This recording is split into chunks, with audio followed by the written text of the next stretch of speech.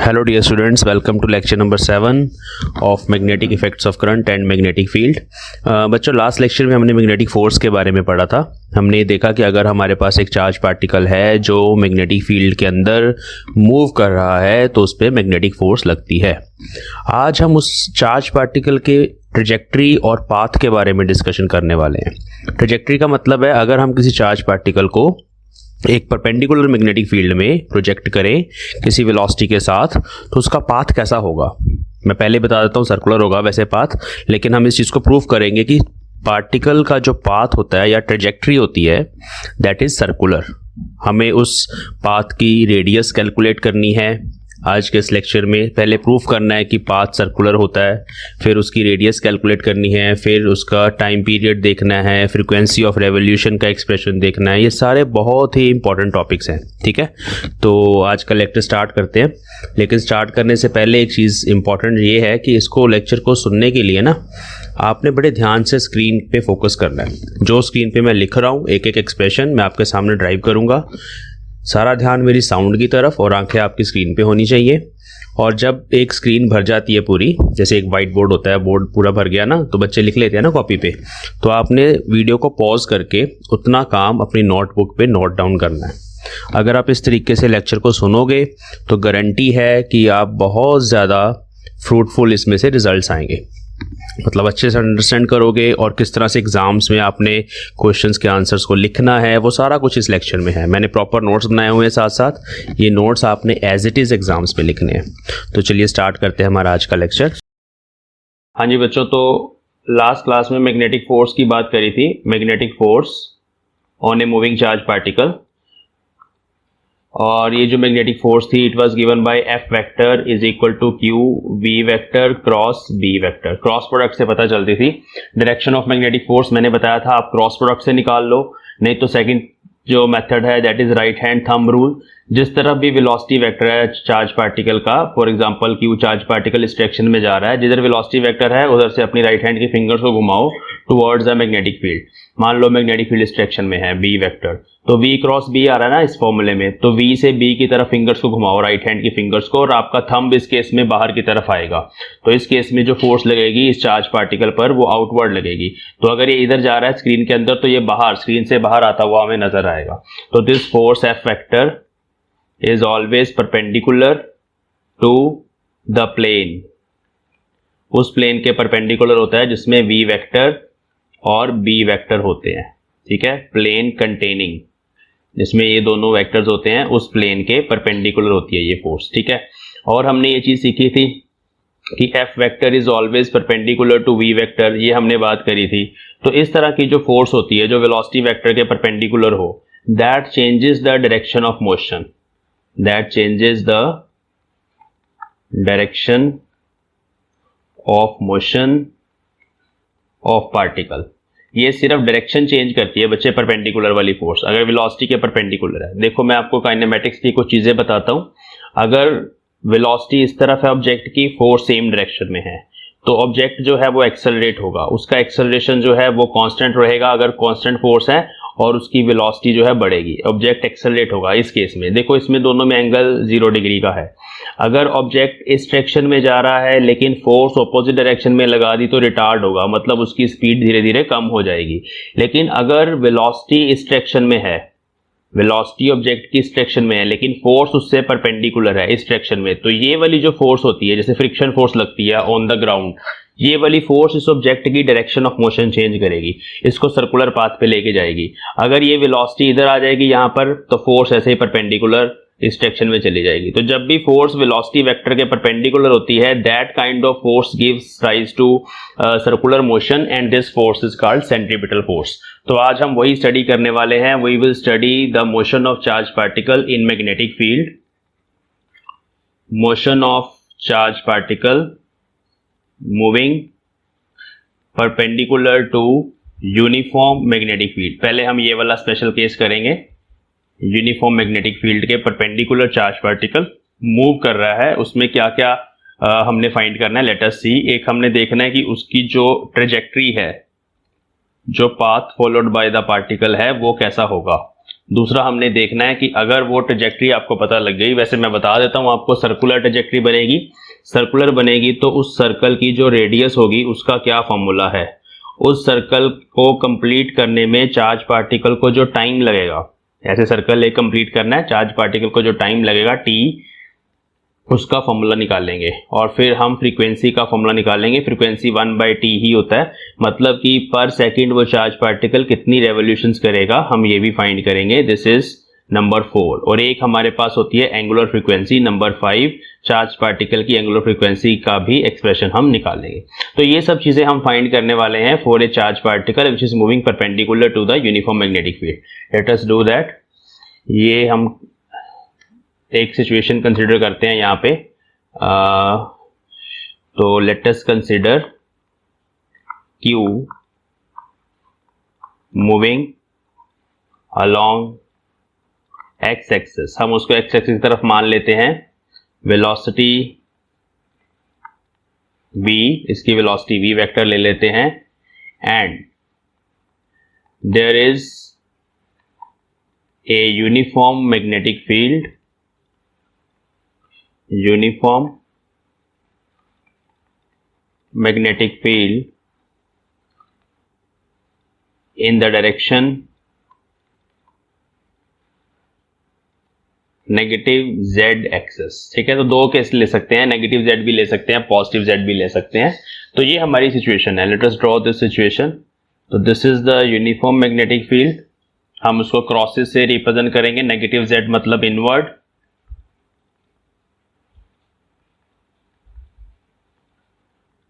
ये हम ऐसे रिप्रेजेंट करेंगे।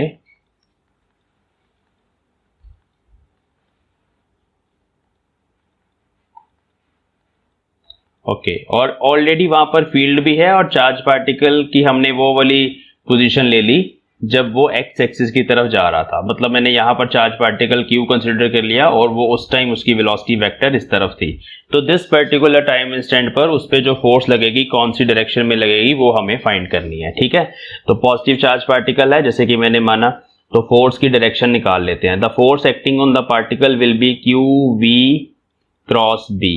चाहे आप राइट हैंड थंब रूल लगा लो, चाहे आप ऐसे लिख लो Q V I cap cross B minus K cap. ठीक है, बी की डायरेक्शन इनवर्ड है तो माइनस के कैप, ऐसे लिख लो। क्यू वी वी बाहर आ गया, आई क्रॉस के जो है वो जे माइनस जे बनेगा, आई क्रॉस जे, और एक माइनस यहाँ पर ऑलरेडी है, ये वाला माइनस बाहर निकाल देते हैं। आई क्रॉस के इज माइनस जे, तो माइनस माइनस कैंसल, तो फोर्स लग गई क्यू वी बी जे का। तो ये फोर्स जो है ये किधर लगी, जे कैप मतलब वाई एक्सिस के अलोंग, मतलब इस पर्टिकुलर पोजीशन पर चार्ज पार्टिकल पे जो फोर्स लग रही है that is in this direction. This is the magnetic force acting on the particle.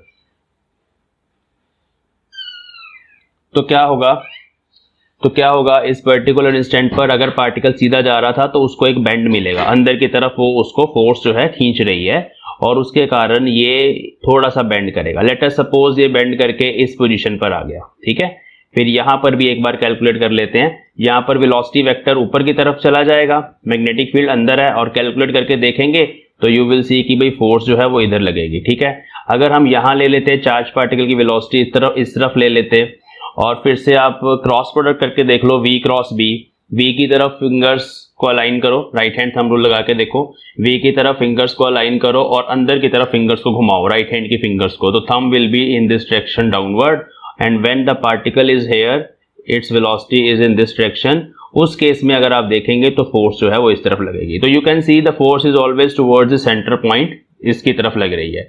तो ये जो पार्टिकल है वो इस तरह से सर्कुलर पाथ में यहाँ पर घूमेगा ऐसे, तो इसकी सर्कुलर ट्रेजेक्टरी बनेगी ऐसी एंटी क्लॉकवाइज डायरेक्शन में। ये चार्ज पार्टिकल यहाँ पे ऐसे घूमता रहेगा जब तक मैग्नेटिक फील्ड स्विच ऑन होगी। जैसे ही मैग्नेटिक फील्ड को बंद करेंगे, मान लो यहाँ पर मैग्नेटिक फील्ड बंद कर दी तो सीधा निकल जाएगा, क्योंकि उस टाइम पर फिर वो जो उसको सेंटर की तरफ हर बार फोर्स मिल रही थी वो नहीं मिलेगी।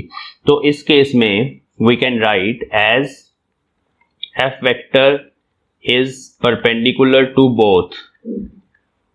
देखो वी वेक्टर एक्स एक्सिस की तरफ है, बी वेक्टर जेड की तरफ है, ये वाई की तरफ आ गया, तो हम लिख सकते हैं ना कि it is perpendicular to both velocity vector and magnetic field, therefore the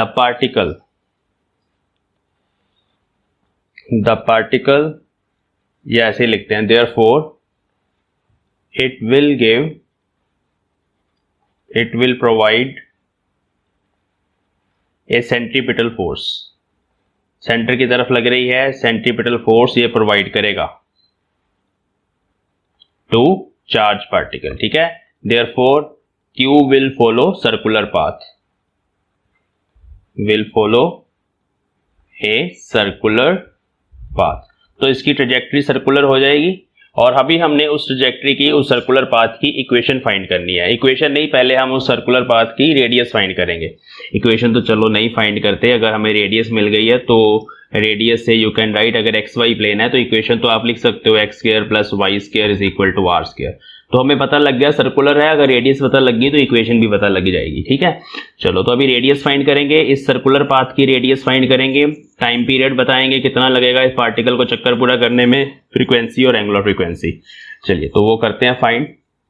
उससे पहले मैं आपको सिचुएशन, एक और सिचुएशन बना के दिखा दूं कि अगर इस केस में मान लेते हैं कि जो फील्ड है वो परपेंडिकुलर है लेकिन आउटवर्ड है, तो पार्टिकल, सेम पार्टिकल कैसे घूमेगा, तो उसकी जो सेंस ऑफ रोटेशन है वो चेंज हो जाएगी अभी, ठीक है।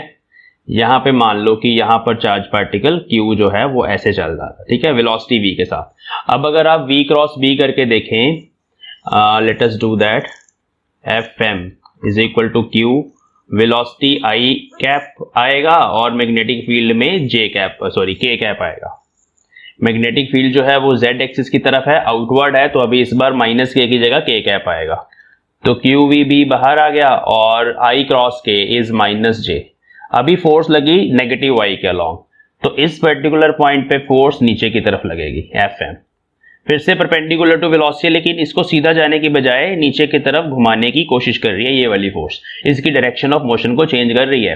अगर पार्टिकल यहाँ पे होगा तो यू विल सी कि अंदर की तरफ इधर लगेगी, पार्टिकल इधर जा रहा है तो ऊपर लगेगी, यहां से ऊपर जा रहा है तो इधर लगेगी, तो यहां पर भी सर्कुलर पाथ बनेगा और ये सर्कुलर पाथ जो है ये क्लॉकवाइज बनेगा, ठीक है। तो डिपेंड करता है सिचुएशन पे, सिचुएशन के हिसाब से उसकी जो सेंस ऑफ रोटेशन है क्लॉकवाइज या एंटी क्लॉकवाइज, डिपेंड करता है मैग्नेटिक फील्ड की डायरेक्शन पे और चार्ज पार्टिकल के साइन पे भी डिपेंड करता है। साइन पे कैसे डिपेंड करता है, अच्छा मान लो कि ये जो Q है वो माइनस ही है, मतलब इलेक्ट्रॉन है, तो अगर ये इलेक्ट्रॉन हुआ तो Q की वैल्यू यहाँ पुट करेंगे, यहाँ दोबारा लिखते हैं इलेक्ट्रॉन के लिए, तो Q की वैल्यू फिर माइनस ही पुट कर दोगे, VB और माइनस J तो है ही है सेम सिचुएशन में, माइनस माइनस कैंसल, मतलब अभी हो गया EVB J कैप। मतलब अगर ये पॉजिटिव की जगह नेगेटिव पार्टिकल होता तो फिर उल्टा घूमता ऐसे, फिर एंटी क्लॉकवाइज चलता।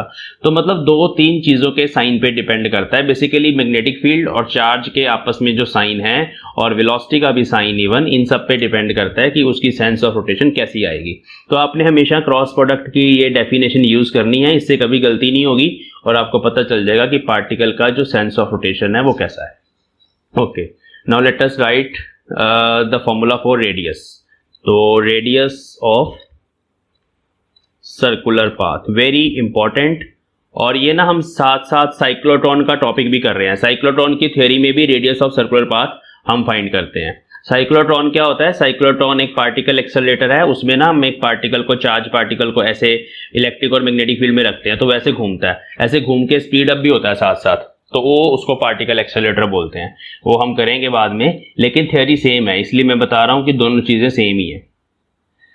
कैसे निकालते हैं रेडियस, जब भी कोई चीज सर्कुलर मोशन में होती है ना, जैसे हमने अर्थ वाले सिस्टम में, ये सन था, अर्थ उसके अराउंड घूमती थी, तो हम इसकी ऑर्बिटल वेलोसिटी निकालते थे सेंट्रीपिटल फोर्स को इक्वेट करके ग्रेविटेशन के बराबर, सेम वही चीज है। यहाँ रेडियस निकालनी है तो वी विल राइट कि भाई जो सेंट्रीपिटल फोर्स है, centripetal force on the particle is equal to, ये होती है ना सेंट्रीपिटल फोर्स का बेसिक फॉर्मूला जो सर्कुलर मोशन में हर किसी पार्टिकल के लिए है, चाहे वो पार्टिकल मैग्नेटिक फील्ड के कारण सर्कुलर मोशन में गया, चाहे वो इलेक्ट्रिक फील्ड के कारण गया, चाहे वो ग्रेविटेशन फोर्स के कारण गया, कोई भी रीजन हो सकता है, बट सेंट्रीपिटल फोर्स का फॉर्मूला सेम रहेगा। But in this case this centripetal force is provided by this magnetic force QVB। QVB के बराबर आ रहा है ना, देखो मैग्नीट्यूड, और ये तो डायरेक्शन है, तो ये रिलेशन हमारी हेल्प करेगी।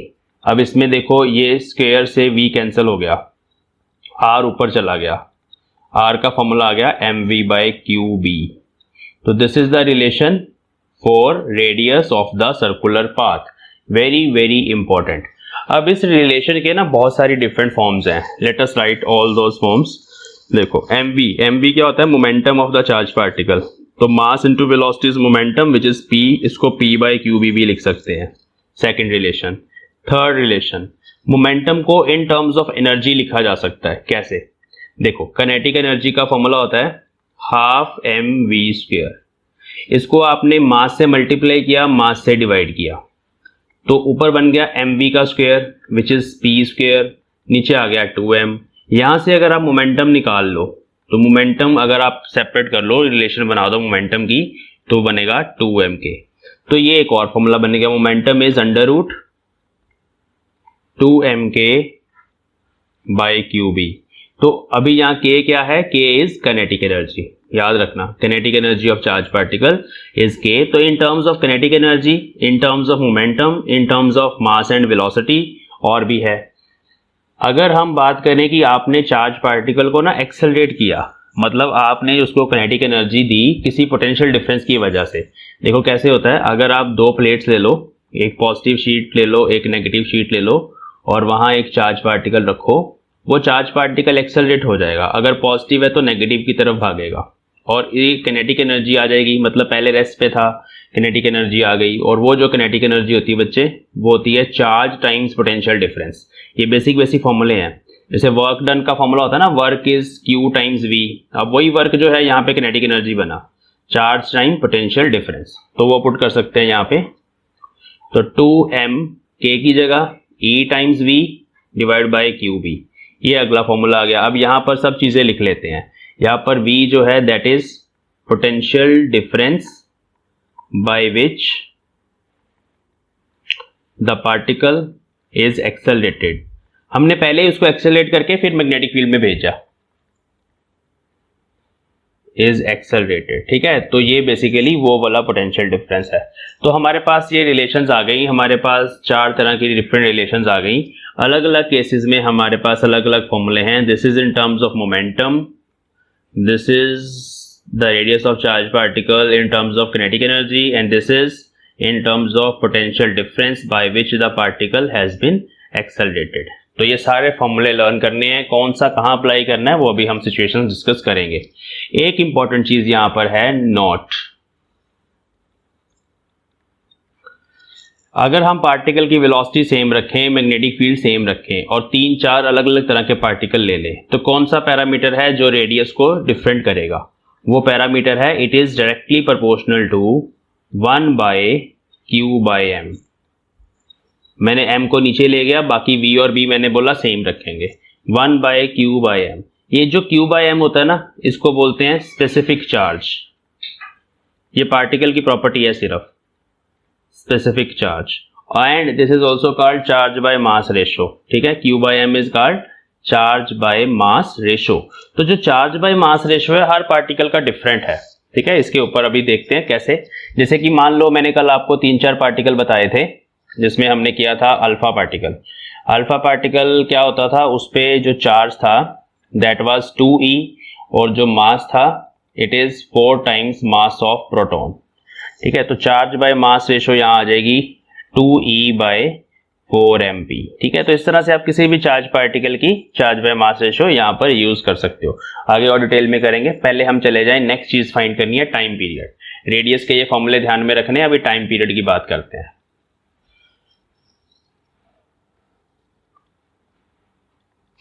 तो next is time period to complete 1 चक्कर। एक रेवोल्यूशन कंप्लीट करने में कितना टाइम लगेगा चार्ज पार्टिकल को, उसका फॉर्मूला भी हमने करना है। तो ऐसे मान लो चार्ज पार्टिकल घूमा, उस पाथ की रेडियस स्मॉल r है, सर्कल में घूमा, ठीक है, और उसको इसको कंप्लीट करने में कैपिटल T टाइम लगा। तो उसका फॉर्मूला जो है कैपिटल T टाइम है ना, वो होगा डिस्टेंस कवर्ड बाय स्पीड।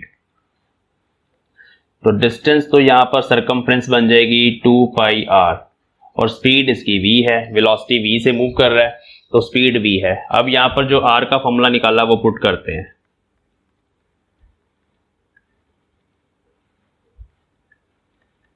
ये v से v कैंसिल हुआ तो बन गया 2 pi m by Q B. तो this is the time period of the charge particle to complete one चक्कर। इट इज़ वेरी इंपॉर्टेंट, यहाँ पर समझने वाली चीज़ है एक बहुत इंपॉर्टेंट, वो क्या है?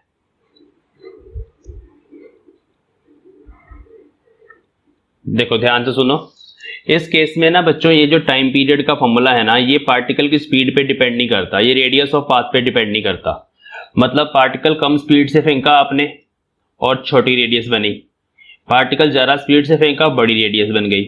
रेडियस स्पीड पे डिपेंड करती है। देखो रेडियस का फॉर्मूला है mv बाय क्यू बी। अगर आप पार्टिकल की स्पीड ज़्यादा लोगे तो उसके कॉरस्पॉन्डिंग जो पाथ बनेगा, सर्कुलर पाथ, उसकी रेडियस ज़्यादा बनेगी। तो जो वेलोसिटी है वो रेडियस के, देखो directly radius is directly proportional to speed of the particle. जितनी बड़ी स्पीड से आप पार्टिकल को मैग्नेटिक फील्ड में छोड़ोगे, यहाँ पे ये रीजन था, जितनी ज़्यादा स्पीड से जाएगा उतना बड़ा सर्कल बनेगा। कम स्पीड से जा रहा है तो छोटा सर्कल बनेगा, सीधी सी बात है, डायरेक्टली प्रोपोर्शनल है दोनों। ओके, तो अब इसका मतलब है स्पीड को बढ़ाने से रेडियस बड़ी हो जाएगी, ये बात ठीक है, बट इसमें ना तो स्पीड आ रही है ना रेडियस आ रही है, टाइम सेम लगेगा। छोटा चक्कर पूरा करने में भी टाइम उतना लगेगा, कैपिटल टी, बड़ा चक्कर पूरा करने में भी टाइम टी ही लगेगा, प्रोवाइडेड कि पार्टिकल सेम हो, मैग्नेटिक फील्ड सेम हो। मैग्नेटिक फील्ड नहीं चेंज कर रहे, क्यू बाय एम पार्टिकल की प्रॉपर्टी है, चार्ज बाय मास रेशो, उसको नहीं चेंज कर रहे। अगर ये दोनों फिक्स हैं तो टाइम पीरियड हर केस में सेम लगेगा।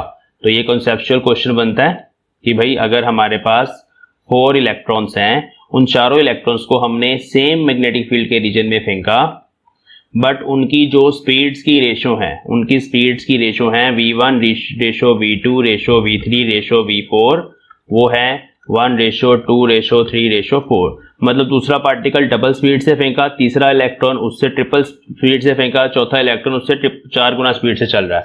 हर केस में उसने पूछा कि टाइम पीरियड की रेशो निकालो, तो आंसर इज कि टाइम पीरियड की रेशो सेम आएगी, क्योंकि इलेक्ट्रॉन भी सेम है और मैग्नेटिक फील्ड भी सेम है, इसमें स्पीड नहीं आती। तो स्पीड को वेरी करने से जो टाइम पीरियड है पार्टिकल का, चाहे छोटा चक्कर लगेगा एक केस में, अगले में चक्कर डबल रेडियस का होगा, उसका अगला चक्कर 3 गुना रेडियस का होगा, उससे बड़ा होगा नेक्स्ट चक्कर, नेक्स्ट इलेक्ट्रॉन का चक्कर, बट हर केस में जो टाइम लगेगा उस एक रेवोल्यूशन को कंप्लीट करने में वो सेम लगेगा, उसमें डिफरेंस नहीं आएगा।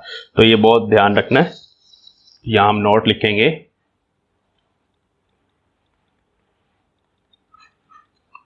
Time period is independent of velocity of particle and radius of circular path। ये ध्यान रखना, टाइम पीरियड, ठीक है, रेडियस नहीं, रेडियस डिपेंड करती है वेलोसिटी पे, ठीक है।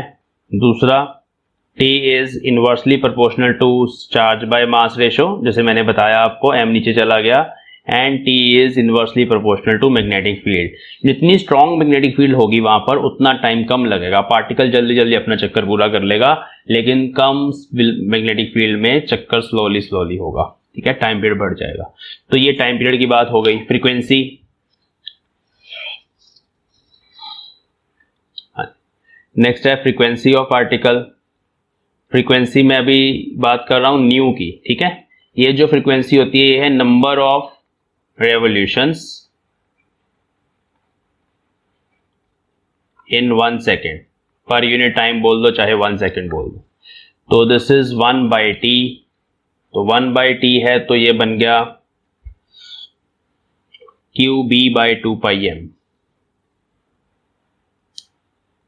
qb/2πm। बाकी ये फ्रीक्वेंसी भी डिपेंड नहीं करती स्पीड पे, ना ही रेडियस पे डिपेंड करती है। नेक्स्ट है एंगुलर फ्रीक्वेंसी। एंगुलर फ्रीक्वेंसी को ओमेगा से रिप्रेजेंट करेंगे, इसका यूनिट्स है, इसके यूनिट होंगे रेडियन पर सेकेंड, इसके यूनिट्स होंगे, ये नंबर है, ठीक है, नंबर ऑफ रेवोल्यूशंस पर सेकेंड, तो हम इसके यूनिट सेकेंड इनवर्स बोलेंगे, और जिसको हर्ट्स भी बोला जाता है, ठीक है, ये इसके यूनिट्स है। चलो, तो angular frequency omega is 2π nu, तो 2π एक ऊपर आ जाएगा, 2π से 2π कैंसिल, तो ओमेगा इज QB/m, ये भी आपने ध्यान में रखना है, ठीक है। ये एंगुलर फ्रीक्वेंसी है। और ये ना साइक्लोट्रॉन में जब हम साइक्लोट्रॉन करेंगे तो उसमें सेम थ्योरी है, सब कुछ वहां पर भी ड्राइव करना है, वो मैं दोबारा नहीं ड्राइव करूंगा, आपको थ्योरी समझाऊंगा, लेकिन ये चीजें वहां पर भी पूछी जाती हैं। और ओमेगा को बोला जाता है वहां पे साइक्लोट्रॉन फ्रीक्वेंसी, साइक्लोट्रॉन फ्रीक्वेंसी, ये डायरेक्ट फॉर्मूले लिखेंगे हम वहां पे, ठीक है। चलिए, तो ये सब हो गया अभी related to the motion of charge particle which is going inside a uniform magnetic field and whose velocity is perpendicular to magnetic field. This was the special case कि भाई v vector जो है that is perpendicular to b vector. This is important. But अगर v vector b vector के perpendicular नहीं होगा फिर कुछ different path बनेगा, उसके बारे में हम next lecture में बात करेंगे। अभी हम कुछ problems करेंगे।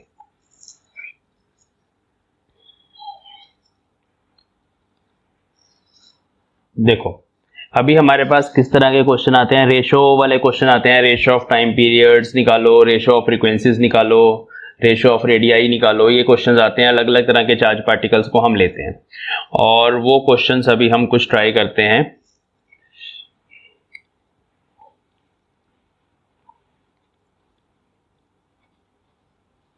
Problems on motion of Q in A perpendicular magnetic field, ठीक है। इस पे हम अभी प्रॉब्लम्स करने वाले हैं। चलिए, तो Q जो है चार्ज पार्टिकल, उसकी मैंने बहुत सारी एग्जांपल्स आपको बताई थी लास्ट लेक्चर में, मैं दोबारा से रिपीट कर रहा हूं क्योंकि ये बहुत इंपॉर्टेंट है। तो सबसे पहले हमारे पास प्रोटॉन हो सकता है, प्रोटॉन को 1H1 से लिखा जाता है, इसका जो चार्ज है दैट इज E+E और इसका जो मास है उसको हम mp लिखेंगे, मास ऑफ प्रोटॉन, ठीक है, ऐसे करके लिखेंगे। और प्रोटॉन के बाद इसी का आइसोटॉप ड्यूट्रॉन, ड्यूट्रॉन या ड्यूटेरियम 1H2, ये दूसरा पार्टिकल हो सकता है। इस पे चार्ज प्लस E ही रहता है लेकिन इसका मास 2 टाइम्स मास ऑफ प्रोटॉन होता है। चलो, ड्यूट्रॉन हो गया। फिर उसके बाद हमारे पास है ट्रिटियम, ट्रिटियम इज 1H3, इस पे भी चार्ज प्लस E लेकिन इसका मास 3 टाइम्स मास ऑफ प्रोटॉन। फिर आएगा alpha particle, alpha particle is basically helium का न्यूक्लियस 2He4, इस पे चार्ज 2E रहता है और इसका मास रहता है 4 times mass of proton.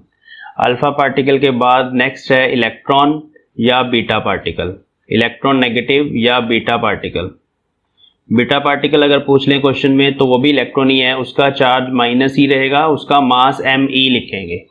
Me और MP में रिलेशन है, जो प्रोटॉन का मास होता है, प्रोटॉन हैवी होता है और वो 1837 टाइम्स मास ऑफ इलेक्ट्रॉन होता है। ये इसमें रिलेशन है, अगर कहीं पर रेशो में जरूरत पड़ जाए तो इस रिलेशन को आप यूज कर सकते हैं।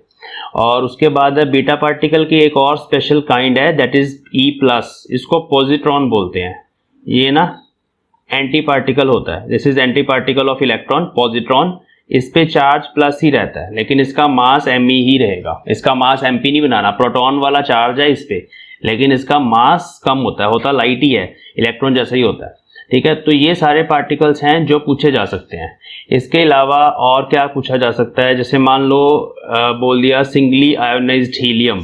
अब सिंगली आयोनाइज्ड हीलियम भी एक चार्ज पार्टिकल है, उसको आप ऐसे लिखते हो helium plus singly ionised helium, मतलब आपने एक इलेक्ट्रॉन निकाल लिया, उसमें 2 इलेक्ट्रॉन थे, एक इलेक्ट्रॉन आपने निकाल लिया, पीछे पॉजिटिव चार्ज बचा तो वो प्लस E उस पे चार्ज होगा, पॉजिटिव चार्ज बचा।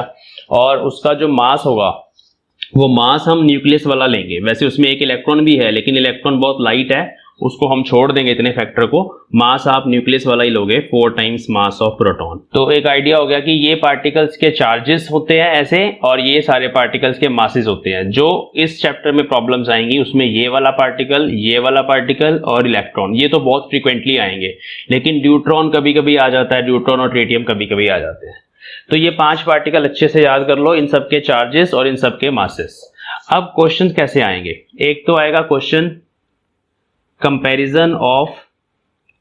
कंपैरिजन या find the ratio of radius, time period, frequency, angular frequency, ये सब कुछ पूछा जा सकता है। उसमें भी फिर केसेस हैं, कभी कभी बोल देंगे कि proton, alpha particle and deuteron, are thrown या आर मूविंग बोल लेंगे,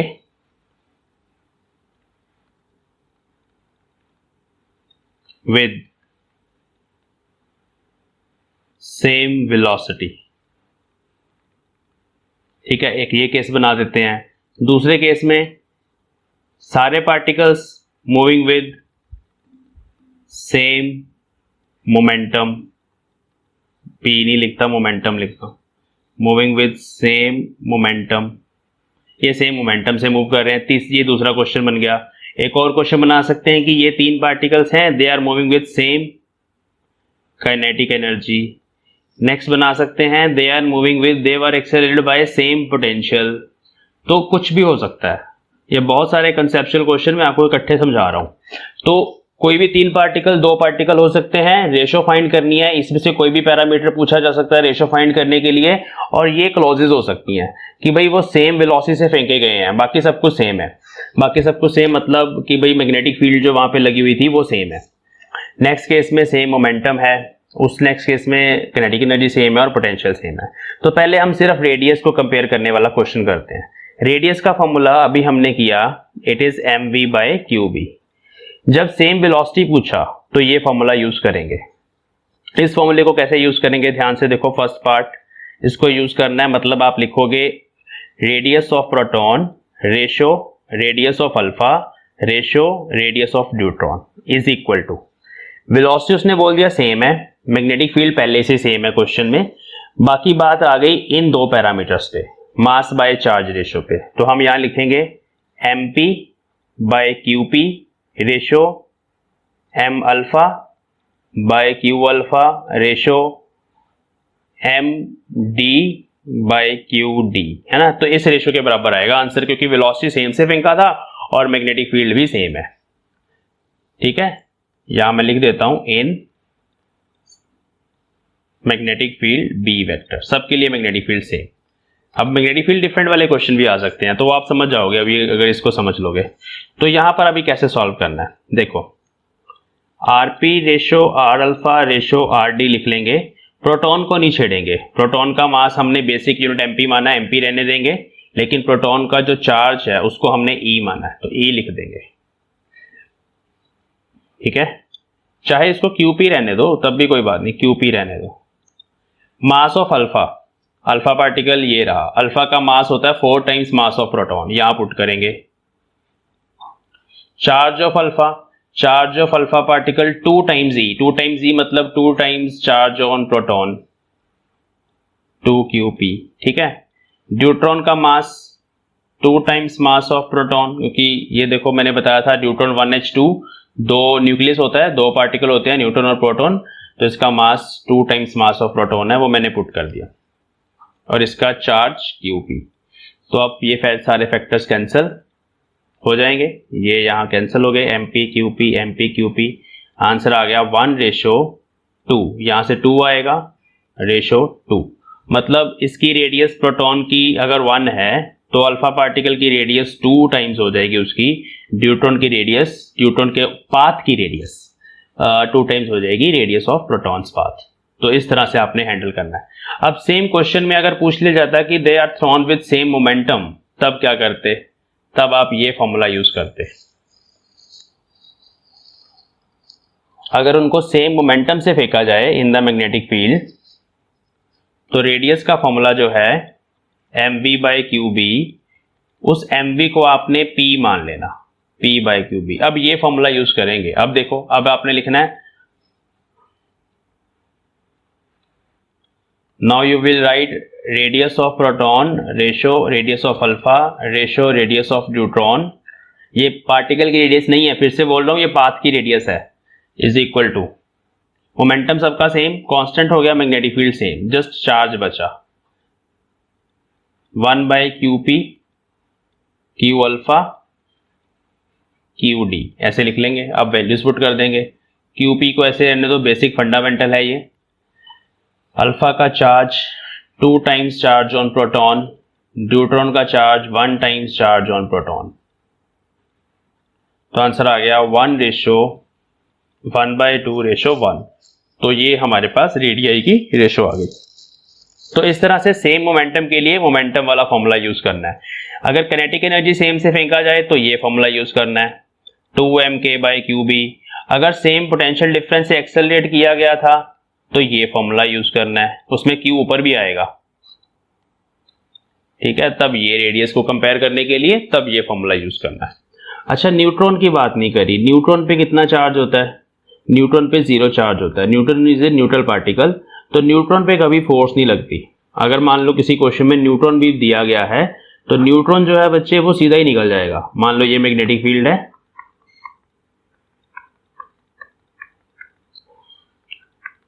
this is magnetic field in the inward direction. हमने यहां से 2-3 पार्टिकल छोड़े, डिफरेंट पार्टिकल। एक न्यूट्रॉन गया, एक प्रोटॉन गया, एक यहां से इलेक्ट्रॉन गया, ठीक है। तो ये 3 पार्टिकल्स हमने लेटर सपोज मैग्नेटिक फील्ड में दिए। तो अभी न्यूट्रॉन जो है वो सीधे निकल जाएगा। प्रोटॉन पॉजिटिव चार्ज पार्टिकल है, इनवर्ड मैग्नेटिक फील्ड है, वेलोसिटी इस डायरेक्शन में है। तो जब आप v क्रॉस b करोगे ना तो ऊपर की तरफ थंब जाएगा, v क्रॉस b। अंदर की तरफ फिंगर्स घुमानी है, राइट की तरफ रखनी है, अंदर की तरफ घुमानी है, तो प्रोटॉन ऐसे चला जाएगा। और जो इलेक्ट्रॉन है फिर वो नेगेटिव चार्ज पार्टिकल है, और उसकी जो रेडियस है, क्योंकि उसका चार्ज छोटा है ना, रेडियस का फॉर्मूला इज mv/qb।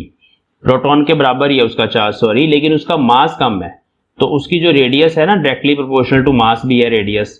तो इलेक्ट्रॉन का मास कम होने के कारण रेडियस छोटी बनेगी, ये नीचे की तरफ बेंड करेगा बट थोड़ा जल्दी। रेडियस ऑफ कर्वेचर इसका ये वाला होता है, रेडियस ऑफ कर्वेचर, इसकी रेडियस वो थोड़ी छोटी बनेगी। तो इस चीज का ध्यान रखना।